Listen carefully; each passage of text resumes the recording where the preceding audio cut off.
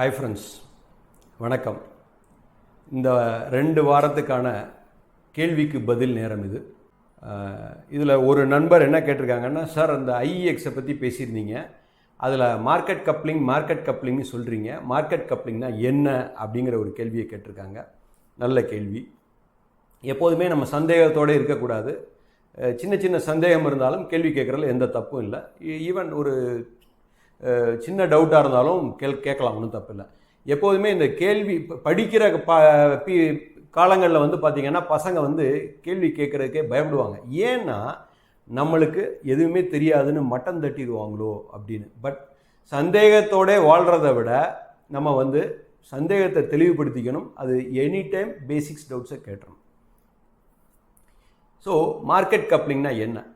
இந்தியாவில் மொத்தம் 3 power exchange இருக்குது.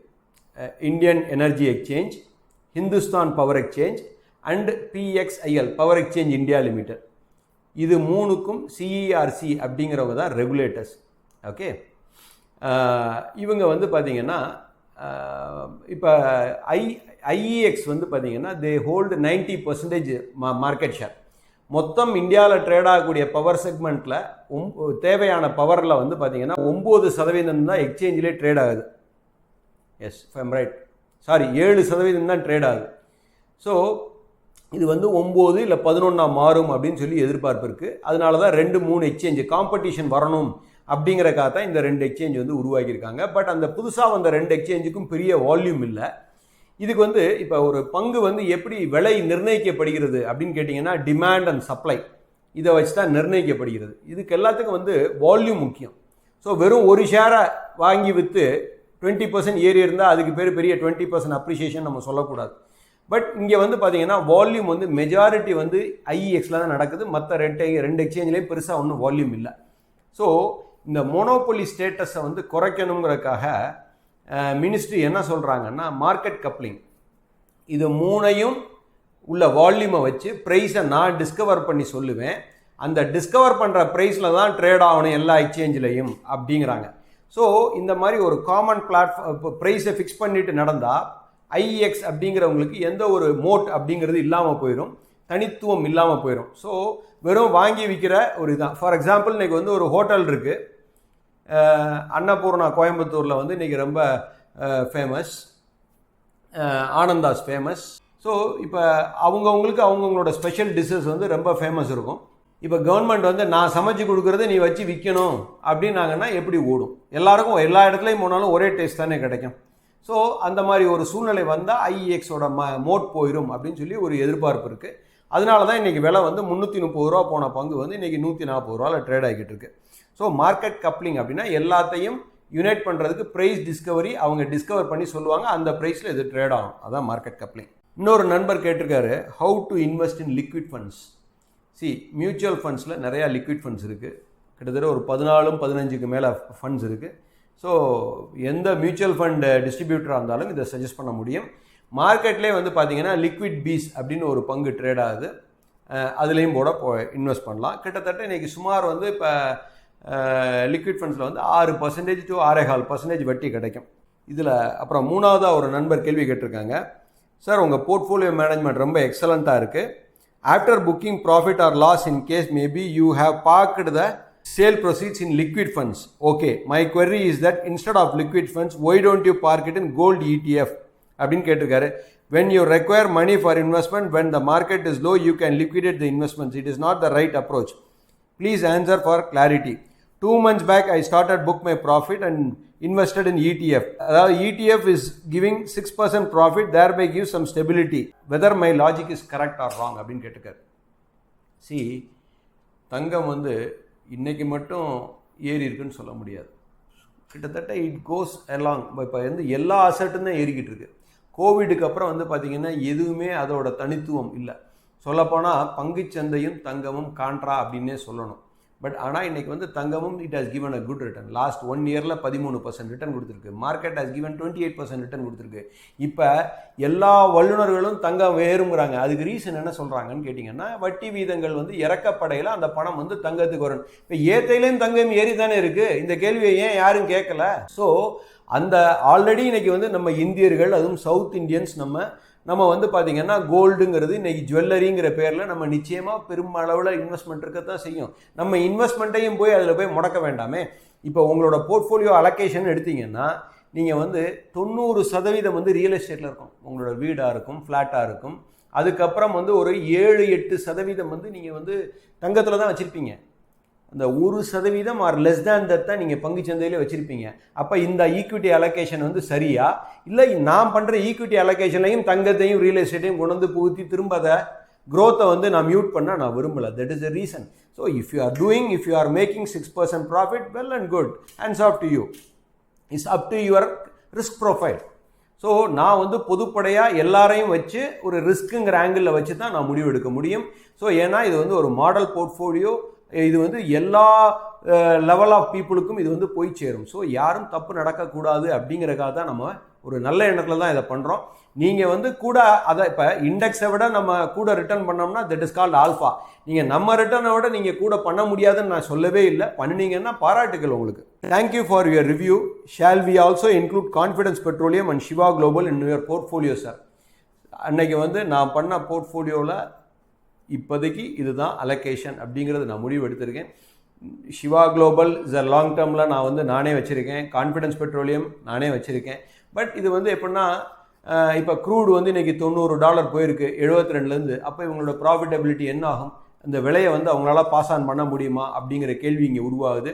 இப்போ வந்து மான்சூன் வந்து சரியாக இல்லைங்கையில் இன்றைக்கி ஃபெர்டிலைசர் ஸ்டாக்ஸில் அதுவும் ஒன் ஆஃப் த ஒரு மைக்ரோ கேப் ஆர் நானோ கேப் கம்பெனி இது. அதில் போய் நம்ம ஏன் பண்ணணும்? ஸோ நான் வச்சுருக்கிறத மோஸ்ட்லி நான் வந்து பொதுவில் நான் பேச விரும்ப மாட்டேன். ஸோ அதனால தான் நான் அதை கொண்டு வரல. இல்லைன்னா அது வந்து பயாஸ்டாக இருக்கும், என்ன நான் மார்க்கெட் பண்ணிக்கிற மாதிரி இருக்குங்கிற ஒரு ஒப்பீனியன் தான். உங்களுக்கு நம்பிக்கை இருந்தால் நிச்சயமாக ஃபாலோ பண்ணுங்கள். அது வந்து that is up to you. Sir, நீங்கள் சொன்ன சியூபி ஷேர் மியூச்சுவல் ஃபண்ட் எல்லாம் விற்றுக்கிட்டு இருக்காங்க, ஏறுகிறது. ஐஇஎக்ஸ் ஷேர் வாங்கிக்கிட்டு இருக்காங்க, இறங்கிக்கிட்டு இருக்கு. இது வந்து எனக்கு மேலும் வந்து குழப்பத்தை உருவாக்குது அப்படிங்கிறாங்க. இதற்கு நான் அவ்வளவு டீட்டெயில்ஸ் பார்த்து வாங்க வேண்டும். இதற்கு உங்கள் விளக்கம் தேவைப்படுகிறது. வாங்க வந்து இப்போ ஒரு ரியல் எஸ்டேட் வந்து நீங்கள் டீல் பண்ணுறீங்க. There is no price discovery. பங்குச்சந்தையிலையும் இந்த விலை வந்து இன்றைக்கி தான், நாளைக்கு இது கிடையாது. ஆனால் இறங்க யூ கேன் அக்யூமுலேட் மோர். ஏற வந்து நீங்கள் வந்து விற்க ஆரம்பிப்பீங்க. ஒரே ரேட்டில் விற்க மாட்டீங்க. அதாவது buy in a phased manner, sell in a phased manner. இப்போ பொதுவாக வந்து ஒரு ஃபார் எக்ஸாம்பிள் சியூபிங்கிற ஷேரை வந்து பார்த்திங்கன்னா எஃப்ஐஐ ஹோல்டிங் நீங்கள் சொன்ன மாதிரி கரெக்டாக தான் கூட தான் இருக்குது. ஸோ அவங்க விற்கையில் எல்லாரும் விற்றுட்டு த்ரோன் அவுட் ப்ரைஸில் வந்த விலைக்கு விற்றுட்டு போயிட மாட்டாங்க. தேவில் ஒரு எப்போதுமே ஏறையில் வந்து பார்த்திங்கன்னா ஒரு படிக்கட்டு மாதிரி தான் ஏறும், இறங்கையிலையும் ஒரு படிக்கட்டு மாதிரி தான் இறங்கும். ஸோ அப்போ தான் தே கேன் செல் அட் ப்ரைஸை நிப்பாட்டி வச்சு கொடுக்க முடியும். ஸோ அதுக்கான யுக்தி இது. ஸோ நம்ம ட்ரெண்டை மட்டும்தான் தெரிஞ்சுக்கணும். அதுக்கப்புறம் ஃபண்டமெண்டல்ஸை பார்த்துக்கிட்டு நம்ம உள்ளே போகணுமா வேண்டாமாங்கிறத முடிவு எடுக்கணும். நம்மளால் விலையை வந்து நிப்பாட்ட முடியாது, ஃபிக்ஸ் பண்ணவும் முடியாது. ஸோ இருக்கிற விலையில் நம்ம வாங்கிக்கணும். நம்மளை நம்ம பாதுகாத்துக்கணும் ஒழிஞ்சு அது வந்து எப்படி பிஹேவ் ஆகுது அப்படிங்கிறது வந்து நம்ம லாங் டேர்மில் தான் நம்ம சொல்ல முடியுமா. வந்து ஷார்ட் டேர்மில் that is why we deal with technical analysis. அது வந்து moving average, exponential moving average, அதாவது 200 நாள், 100 நாள், 50 நாள், 27 நாள், 9 நாள் இதெல்லாம் பார்க்குறாங்க. ஸோ அந்த மாதிரி ஒரு யுக்தியை நம்ம கையாண்டுக்கணும். அதுக்கு தகுந்த மாதிரி we have to take a call. Sir, you said invested in liquid funds with 6% return. Kindly tell us which liquid funds. So again திரும்ப இன்றைக்கி பரிந்துரை அப்படிங்கிறத நான் அவாய்ட் பண்ணணும்னு நினைக்கிறேன். பட் பொதுப்படையாக வந்து பார்த்திங்கன்னா இன்றைக்கி ஒரு 14-15 லிக்விட் ஃபண்ட்ஸ் இருக்குது. அப்புறம் இன்னொரு கேள்வி, could you please explain about OCF? OCFனா ஆப்ரேட்டிங் கேஷ் ஃப்ளோன்னு நினைக்கிறேன், to market cap ratio.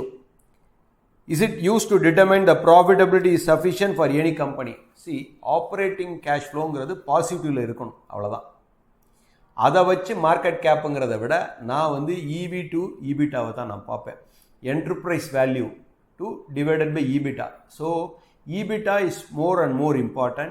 ROCE is more and more important. ROE is more and more important than this cash flow. Cash flow should be positive. அதாவது operating cash flow I'm talking. Hi sir, how much is the maximum percentage of single stock can be accommodated in a portfolio? This maximum percentage arise based on invested value or portfolio value? நம்ம invested வேல்யூவை தான் நம்ம பேசணும். போர்ட்ஃபோலியோவில் current market வேல்யூவை பார்க்கக்கூடாது. Maximum allocation இன்ன script வந்து மேக்ஸிமம் என்னை கேட்டிங்கன்னா 10% மேலே போக வேண்டாம் அப்படிங்கிறது என்னோடய அபிப்பிராயம். ஐ ஹோப் உங்களுக்கு இது பதில் சொல்லியிருப்பேன். Sir, thanks for the answer. Have gained some knowledge and will continue to acquire more knowledge from people like you for my investment journey. I am sitting on 32% profit from the investments. I have been doing this since 2021. Mix of large 50% large cap, mid cap 35%, small cap 15%. ரொம்ப அருமையா portfolio mix பண்ணிட்டு இருக்கீங்க. Never sold the shares so far and I have no intention to sell in my life. And no matter whatever happens. Paratical. Also keep on accumulating on dips and dividend also reinvested. Very good. EVA சொல்லுவோம் அதுக்கு economic value addition. At the same time I have a personal loan of 40% of my portfolio. For example நீங்கள் 10 லட்ச ரூபா portfolio வச்சுருந்தீங்கன்னா இன்றைக்கி 4 லட்ச ரூபா கடன் இருக்குது அப்படின்னு சொல்லிங்க, which I am paying off from the salary. See, no doubt about that. But இன்றைக்கி இருக்க வேல்யூவேஷனில் உங்களோட ரிஸ்க்கை நீங்கள் குறைச்சிக்கிறது நல்லது. நீங்கள் ப்ராஃபிட்டை ஒரு போர்ஷனை வெளியில் எடுத்து கடனை கட்டுங்க. சிப் மெத்தடில் நீங்கள் மார்க்கெட்டில் உள்ளே வாங்க, இல்லை பணத்தை அக்யூமுலேட் பண்ணிக்கிங்க, இறங்குகால் பார்த்து வாங்குங்க. Sir, my strategy is to remove my investment and keep my profit as free shares. தப்பு இல்லை, ஒன்றும் பண்ணலாம். As and when my portfolio increases by 20%. See, இது வந்து எப்படின்னா ஒரு மிட் கேப் ஒரு ஸ்மால் கேப்பில் நீங்கள் ஒரு பெரிய மல்டி பேக்கர், இப்போ நீங்கள் இந்த லாஸ்ட் 3 இயர்ஸில் இந்த ஸ்ட்ராட்டஜியை நீங்கள் அப்ளை பண்ணியிருந்தீங்கன்னா பெரிய ஆப்பர்ச்சுனிட்டி, லாபம் கிடைக்க வேண்டிய ஆப்பர்ச்சுனிட்டியை நீங்கள் கெடுத்துருந்துருப்பீங்க. ஸோ 20% ப்ராஃபிட் அப்படிங்கிறது இஸ் அ ராங் கான்செப்ட். 20%னாக்க நம்ம இன்றைக்கி நிச்சயமாக இன்றைக்கும் நம்ம வட்டிக்கு கொடுத்து வாங்க முடியும். நிறையா பேர் கடன் வாங்குகிறாங்க. பங்குச்சந்தைங்கிறது is to make phenomenal return over a period of time. But இது வந்து ஒன்றும் தப்பான ஸ்ட்ராட்டஜியும் கிடையாது. யூ சே தட் ப்ராஃபிட்டை எடுத்துகிட்டு அந்த ஸ்கிரிப்பை வந்து கன்டினியூ பண்ணிக்கிறேன், 0 காஸ்ட்டில் இருக்கிறதுங்கிறீங்க, ஒன்றும் தப்பு இல்லை. பட் கொஞ்சம் இதை வந்து ஒரு ரேஷியோவை நீங்கள் அலோகேட் பண்ணி மாற்றிக்கிங்க. ஒரு லாங் டேர்மில் ஒரு போர்ஷனையும் ஒரு ஷார்ட் டேர்மில் ஒரு போர்ஷனையும், ஷார்ட் டேர்மில் வர்ற போர்ஷனை இந்த மாதிரி பண்ணுங்கள். ஐ ஹோப் எல்லா கேள்விக்கும் நான் பதில் அளிச்சிருக்கேன். இண்டிவிஜுவல் ஸ்கிரிப்ட்ஸை பற்றி நிறையா பேர் கேட்டிருக்காங்க. I want to avoid that. எதுவும் இண்டிவிஜுவலாக நம்ம சந்தர்ப்பம் கிடைக்கல, அதுக்கான விடைகளை நான் சொல்கிறேன். Thank you all.